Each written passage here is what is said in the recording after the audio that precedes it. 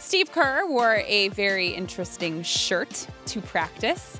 It said, Supervillains. Look at his shirt here that he's wearing to practice. He is embracing the fact that the Warriors are now considered villains. And you weren't here for this one either, but I just am getting so annoyed with this conversation that because we used to be comparing Michael Jordan and LeBron, and now we're comparing the Warriors to any other possible team that won a championship to say they were better than the Warriors or they could beat the Warriors. And it's all the old dudes. It's all the guys who are just not okay with the Warriors having this success and they want to keep comparing it. And I just don't want to have that argument. Let each team be great in their own era. It's a different style of basketball. And finally, someone agreed with me on this, and it was the one and only Steve Kerr. No. But they're all right. They would all kill us.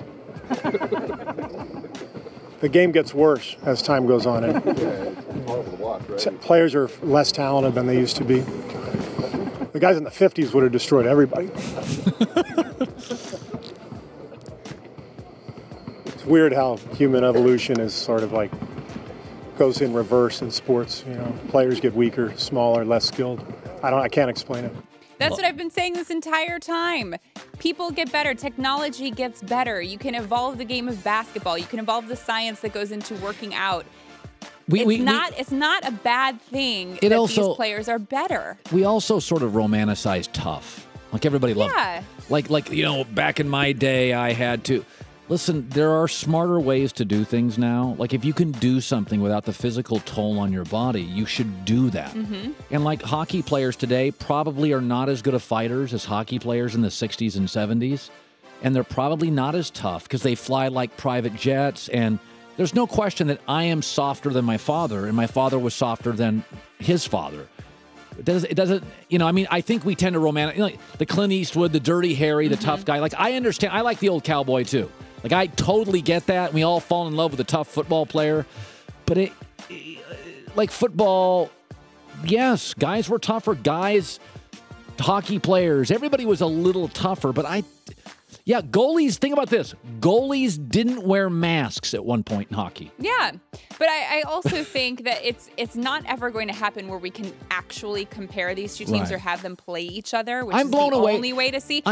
So let's stop. Like, it's fantasy. It's not going to happen. So let each team be great without having to dilute it to this conversation of who's better. Like, I watched the story on Bruno Mars last night on 60 Minutes.